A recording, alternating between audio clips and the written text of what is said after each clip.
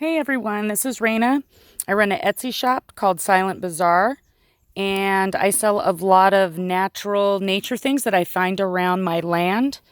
I recently relocated from the Bay Area, and I now own about 14 acres in the chaparral forest of the Sierra Nevada foothills. Manzanita is an extremely resilient plant, is drought tolerant, and I've got a ton of it on my property. I mainly cut the areas that need to be fire hazard because since I'm in California and we're a drought stricken state, a lot of this needs to be cut. And when I bought my land, it's pretty much just virgin land, never been really reduced down or anything. So instead of burning this stuff on prescribed burn days, it makes great centerpieces if you want to create an enchanted or rustic type atmosphere for a wedding or birthday.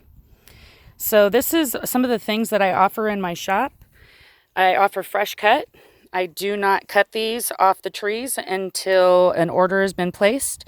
And then I go out on my property and I hunt down areas that I haven't hazard cut yet. So basically you're getting the stuff that's closer to the ground because I do need to cut it up and away from the ground just in case a fire comes through. So some of the branches that I cut, like this would be for, a wedding or a centerpiece or whatever you want to use it for. But I also have a lot left over that don't fit the sizes that I offer through my shop. So I have a lot of extra. And what I do from there is stuff that becomes dried out. I can take the leaves off. And then I do offer packages of these smaller branches because they're on the lighter side. You can get 5 of them. I think I have them listed for $22.99 free shipping.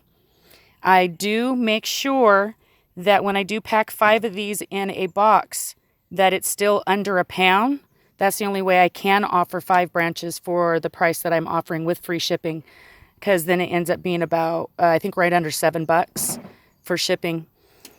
Some of the other branches, I call these rough cuts, mainly because either they've been dragged across the property in a huge, big, large form.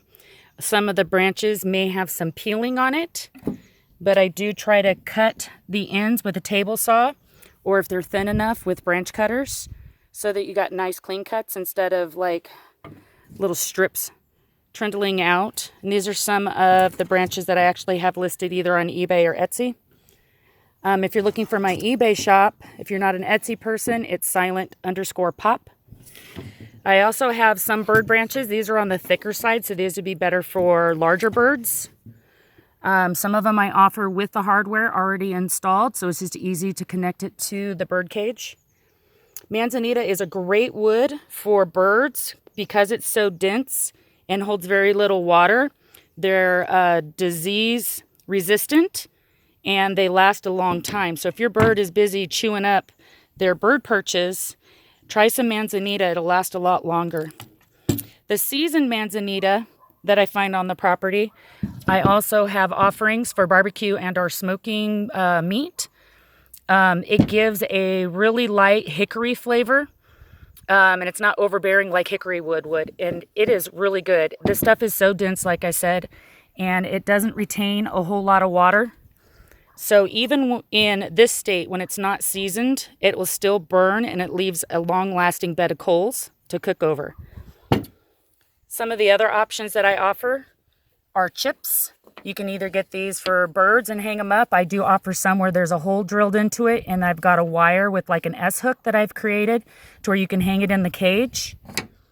Also for crafting purposes, for whatever, if you want to paint on them, or I've had people say that they're making trivets out of them. I do offer a lot of different sizes of those as well. And then the last thing that is Manzanita related that I offer through my stores is this package has 5 bundles of dried pine needles. And then there is a little zippy bag with 40 seeds, Manzanita seeds, taped to the package. To get Manzanita seeds to germinate, it's a little bit difficult. Because when they drop their seeds, they wait for a fire to come through. And a fire running over them with some pine needles on top creates just enough heat to get the seeds to germinate. After that fire has ran through, it can take up to a year before these seeds may or may not germinate. That I offer for, it's not all that much. It's pretty cheap, honestly. And you get 40 seeds to work with. All right. Well, you guys have a great day.